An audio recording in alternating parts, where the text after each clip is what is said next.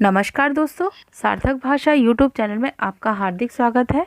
मैं डॉक्टर पूजा लेके आई हूँ एक नया विषय। आज का विषय है हिंदी व्याकरण के अंतर्गत अव्यय शब्द, जिसे हम अविकारी शब्दों के नाम से भी जानते हैं। सबसे पहले हम जानेंगे परिभाषा। अव्यय को अविकारी शब्द भी कहा जाता है। अव्यय का शाब्दिक अर्थ होता है जो व्यय ना हो। व्यय मतलब खर्च ना हो या किसी भी प्रकार का परिवर्तन ना आए। जिन शब्दों पर लिंग, वचन, पुरुष, कारक, काल आदि की वजह से कोई परिवर्तन नहीं होता उसे अव्यय शब्द कहते हैं। अव्यय शब्द अपने मूल रूप में ही बना रहता है या मूल रूप में ही रहते हैं। जैसे यहाँ, इधर, उधर, किंतु, अभी, अगर, वह, वहाँ, परंतु, बल्कि, जब, तब, इसलिए, अतएव, अवश्य, तेज, कल, धीरे, लेकिन, चूंकि, क्योंकि आदि शब्द अव्यय शब्द के ही उदाहरण हैं। देखते हैं। अब देखते हैं अव्यय के भेद। अव्यय के 4 भेद होते हैं। पहला है क्रिया विशेषण अव्यय, दूसरा संबंध बोधक अव्यय, तीसरा समुच्चय बोधक अव्यय और चौथा विस्मयादि बोधक अव्यय। अब इन चारों भेदों को विस्तार पूर्वक पढ़ेंगे। क्रिया विशेषण अव्यय, जिन शब्दों से क्रिया की विशेषता का पता चलता है उसे क्रिया विशेषण अव्यय कहते हैं। जब वाक्य में धीरे धीरे, यहाँ, प्रतिदिन, वहाँ, तेज, अब, रात, सुंदर, तक, जल्दी, अभी, बहुत आदि शब्द आते हैं वहाँ क्रिया विशेषण अव्यय होता है। जैसे मोहिनी तेज दौड़ती है, तो मोहिनी कैसे दौड़ती है? तेज। तो ये मोहिनी की क्रिया विशेषण, यानी क्रिया क्या कर रही है? वो दौड़ती। तो उस दौड़ कैसे दौड़ रही है? तेज दौड़ रही है, यानी क्रिया की विशेषता बताई जा रही है कि वो तेज दौड़ती है। तो इस प्रकार से क्रिया विशेषण अव्यय हुआ। अब लिखना बंद करो। हाथी धीरे धीरे चल रहे थे, वे लोग जल्दी पहुँचे, जतिन प्रतिदिन विद्यालय जाता है। ये सभी उदाहरण क्रिया विशेषण के ही हैं। अर्थ के अनुसार क्रिया विशेषण अव्यय के भेद। अर्थ के अनुसार क्रिया विशेषण अव्यय के 4 भेद होते हैं। पहला कालवाचक क्रिया विशेषण अव्यय, स्थानवाचक क्रिया विशेषण अव्यय, परिमाणवाचक क्रिया विशेषण अव्यय और रीतिवाचक क्रिया विशेषण अव्यय। अब इन चारों को एक एक करके पढ़ेंगे। सबसे पहले कालवाचक क्रिया विशेषण अव्यय। कालवाचक क्रिया विशेषण अव्यय, जिन अव्यय शब्दों से क्रिया के काल की विशेषता का बोध होता है उसे कालवाचक क्रिया विशेषण अव्यय कहते हैं। जैसा कि यहाँ मैंने दिया है, आप सभी देख सकते हैं। कभी, प्रतिदिन, दिन भर, आजकल, अभी, निरंतर, शीघ्र, पूर्व, बाद, पीछे, घड़ी घड़ी, तुरंत, रात भर, दिन भर, हर बार, कई बार, नित्य, कल, सदा, लगातार, फिर, आज, परसों, साय, कब, यदा, कदा, जब, तब, हमेशा, तभी, तत्काल, अब, तत्पश्चात, तदनंतर, पहले आदि। ये सभी शब्द ऐसे हैं जो समय का बोध कराते हैं, तो इसलिए इसे कालवाचक क्रिया विशेषण अव्यय कहा जाता है। काल बिंदुवाचक, आज, कल, अब, जब, अभी अभी, प्रातः, सुबह, दोपहर, साय आदि। बारंबारता के आधार पर रोज, हर बार, ज़्यादातर, प्रतिदिन, बहुधा आदि। अवधि के आधार पर आजकल, लगातार, सारे दिन, सदैव, नित्य और दिन भर। अब इनके उदाहरण देखते हैं। अब हर चीज के दर्जनों दाम हो गए हैं, सुख दुख तो सदा ही लगा रहता है। तीसरा वाक्य देखते हैं। तुम कब गए? चौथा, मामी जी कल जाएंगी। पांचवा, वह प्रतिदिन सैर पर जाता है। छठा, मुंबई में दिन भर वर्षा होती है। अब बच्चे दूसरा देखते हैं, स्थानवाचक के आधार पर। स्थानवाचक क्रिया विशेषण अव्यय, जिन अव्यय शब्दों से कार्य के स्थान संबंधित विशेषता का बोध होता है उन्हें स्थानवाचक क्रिया विशेषण अव्यय कहते हैं। जैसे यहाँ पे उदाहरण देखते हैं, कौन से ऐसे शब्द हैं जो स्थानवाचक क्रिया विशेषण अव्यय के अंतर्गत आते हैं। पहले, जहाँ, पास, दूर, अन्यत्र, इस ओर, यहाँ, वहाँ, भीतर, बाहर, इधर उधर, दाएं बाएं, उस ओर, ऊपर नीचे, सामने आमने, आगे पीछे। अब दिशावाचक के आधार पर देखते हैं, दाएं बाएं, की तरफ, की ओर, इधर उधर, के दोनों ओर आदि। स्थितिवाचक के आधार पर देखते हैं, यहाँ, वहाँ, बाहर, भीतर, ऊपर नीचे, आगे पीछे, दूर, पास, सर्वत्र आदि। इनके उदाहरण देखते हैं, इधर बच्चे रेत का घर बनाने में जुट गए। दूसरा वाक्य देखते हैं, सेवक नीचे बैठा था। मीनू, इधर उधर मत देखो। चौथा वाक्य, मुकुल आगे चला गया। पांचवा, राधा उधर मत जाओ। ये सभी उदाहरण स्थानवाचक क्रिया विशेषण अव्यय के हैं, जहाँ पर हर वाक्य में हमें स्थान का बोध हो रहा है, जैसे इधर, इधर उधर, आगे पीछे, नीचे उधर। अब तीसरा देखते हैं, परिमाणवाचक क्रिया विशेषण अव्यय, जिन अव्यय शब्दों से कार्य के व्यापार में परिमाण का पता चलता है उसे परिमाणवाचक क्रिया विशेषण अव्यय कहते हैं।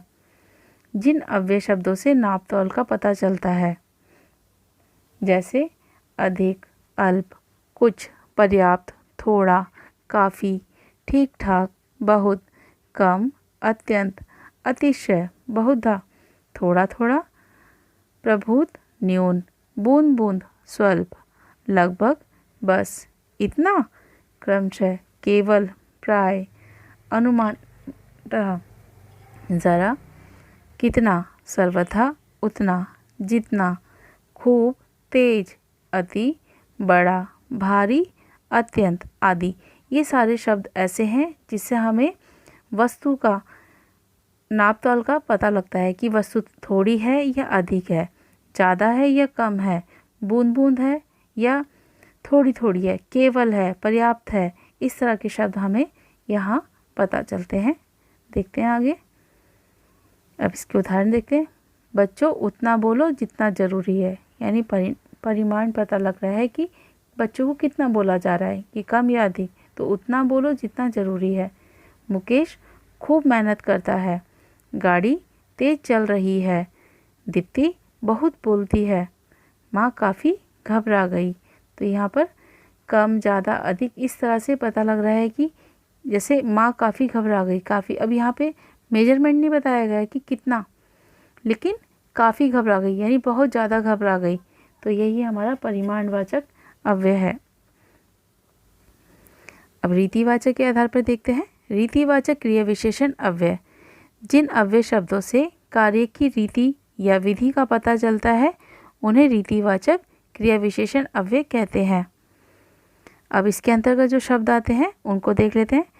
यथासंभव, सह, यथा, ठीक, सचमुच, अवश्य, वास्तव में, निसंदेह, बेशक, धीरे, शायद, सहसा, एकाएक, झटपट, आप ही, ध्यानपूर्वक, कदापि नहीं, फटाफट, शीघ्रता, धड़ाधड़, संभव है, ऐसे, वैसे, अचानक, इसलिए, कदाचित, हाँ, सच, जरूर, जी, अतएव, क्योंकि, नहीं, न, मत, कभी नहीं, भली भांति, ऐसी, ज्यों त्यों, तेज, कैसे आदि जो शब्द हैं ये हमारी रीति का वर्णन करते हैं या रीति के बारे में बताते हैं, तो इसलिए इसे रीतिवाचक क्रिया विशेषण अव्यय के अंतर्गत लिया जाता है।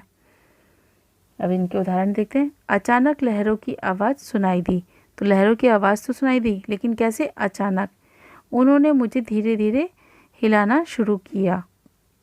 रीति हो गई धीरे धीरे।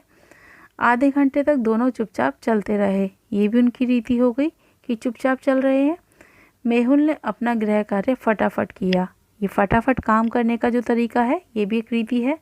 रिया शीघ्रता से चली गई, यानी जल्दी से चली गई, तो ये भी एक रिया की रीति है जाने की। अब देखते हैं अव्यय का दूसरा भेद, संबंधबोधक अव्यय।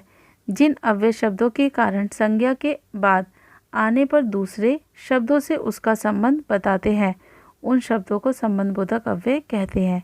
ये शब्द संज्ञा से पहले भी आ जाते हैं।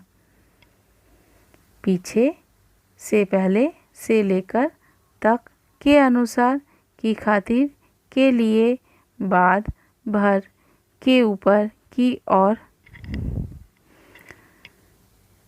कारण, ऊपर, नीचे, बाहर, भीतर, बिना, सहित, ये सारे शब्द जो हैं हमारे संबंधबोधक के हैं।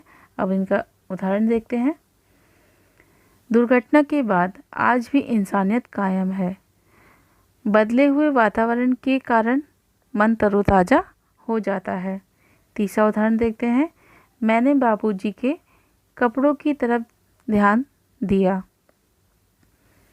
मैं भी अपने परिवार के साथ इंदौर से गोवा जा पहुंचा। चाची माँ के पास चली गई। आपने उपन्यास के लिए फील्ड वर्क बहुत किया।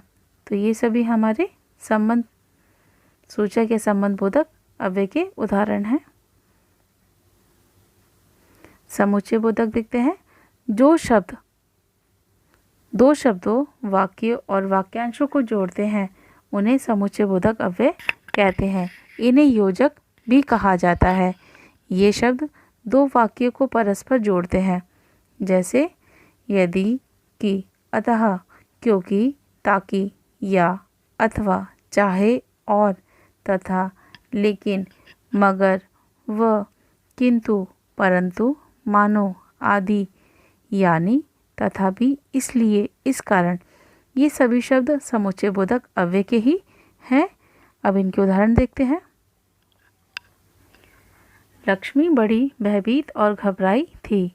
यहाँ पर दो वाक्य हैं। उन दोनों वाक्यों को और के माध्यम से जोड़ा गया है या एक साथ किया गया है, इसलिए ये समुच्चय बोधक अव्यय है। मांडवी नदी काफ़ी बड़ी है तथा वर्ष भर पानी से भरी रहती है। तीसरा देखते हैं। मन लगा कर ऐसा काम करो कि देखने वाले देखते ही रह जाएं। चौथा उदाहरण। करुणा और भय से उसकी आंखें भर आई। पांचवा। सांस निकलती है पर आस नहीं निकलती। यहाँ पर ये सभी वाक्य समुच्चय बोधक अव्यय के ही उदाहरण हैं। आगे चलते हैं। चौथा देखते हैं अव्यय का भेद, विस्मयादि बोधक अव्यय।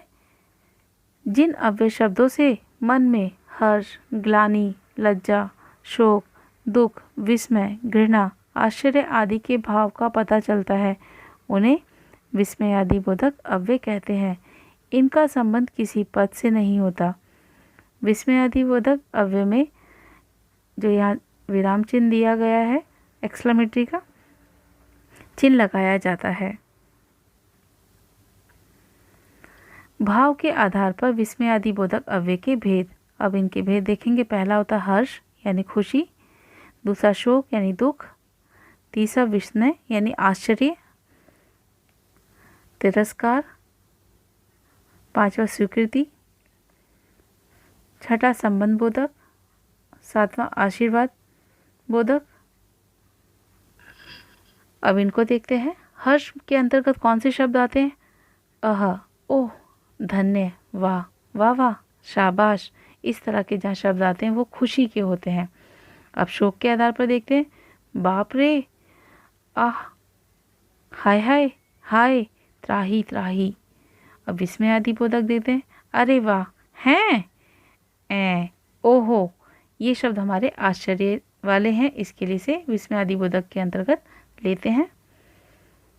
आगे देखते हैं। तिरस्कार, छी छी, छी, चुप, हट, धिक, दद, ये शब्द हमारे तिरस्कार करने के, किसी के प्रति घृणा दिखाने वाले हैं, तो उसके लिए इन शब्दों को हम लोग तिरस्कार बोधक के अंतर्गत लेंगे।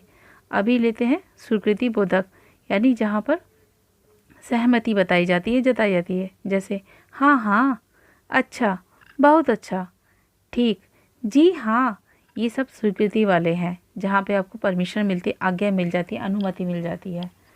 अब संबोधन बोधक देखते हैं। रे, री, अरे, अरी, ओ, अजी, हेलो। जब हम किसी को अचानक बुलाते हैं या किसी को आवाज़ लगाते हैं, पुकारते हैं, तब इस समय हम ऐसे शब्दों को प्रयोग करते हैं जो कि विस्मय आदि बोधक अव्यय के अंतर्गत आते हैं। अब आशीर्वाद बोधक के जीते रहो, दीर्घायु हो, जहाँ पे इस प्रकार के शब्द आते हैं वो हमारे आशीर्वाद बोधक के अंतर्गत होते हैं। अब इनके उदाहरण देखते हैं। हाय, तुम्हें क्या हो गया? ओह, कमबख्त ने कितनी बेरहमी से पीटा है। तीसरा, हाँ, कुछ गाना बजाना सीखा है। उफ, आजकल के अखबार भी। पांचवा, हे भगवान, हमारी रक्षा करो। ये सभी उदाहरण विस्मयादिबोधक अव्यय के उदाहरण हैं। यहाँ मैंने कुछ वाक्य दिए हैं जो आपको पहचान कर लिखने हैं कि उनके कौन से भेद हैं। जिन शब्दों को अंडरलाइन किया गया और लाल रंग से लिखा गया है, आपको पूरा वाक्य पढ़ने के बाद लाल शब्दों को पहचानना है कि अव्यय का वो कौन सा भेद है। उम्मीद है आप इस एक्सरसाइज को करेंगे। यहाँ आपको अव्यय शब्द दिए गए हैं और उसका वाक्य में प्रयोग करना है, क्योंकि बोर्ड की परीक्षा में 10वीं की बोर्ड की परीक्षा में इसी प्रकार से आपसे प्रश्न पूछा जाता है कि या तो अव्यय पहचानना होता है या फिर अव्यय शब्दों का वाक्य में प्रयोग करना होता है। जैसे यहाँ दिया गया है, यहाँ मैंने आपको 10 शब्द दिए हैं, इन 10 शब्दों को वाक्य में प्रयोग करके भी बताया है, तो आप इन्हें देख लीजिएगा। मुझे उम्मीद है कि आपको वीडियो पसंद आया होगा और अव्यय संबंधित जो भी आपके शंका थी या डाउट थे वो क्लियर हो गए होंगे। यदि फिर भी आपको कोई डाउट है, अगर आप कुछ पूछना चाहते हैं तो कमेंट बॉक्स में लिखिए। आपका जो भी शंका रहेगी, आपका जो भी प्रश्न रहेगा, उसका उत्तर ज़रूर मिलेगा। और यदि आपको ये वीडियो पसंद आया तो इस वीडियो को लाइक, शेयर और सब्सक्राइब कीजिए और मिलते हैं अगले वीडियो में। धन्यवाद।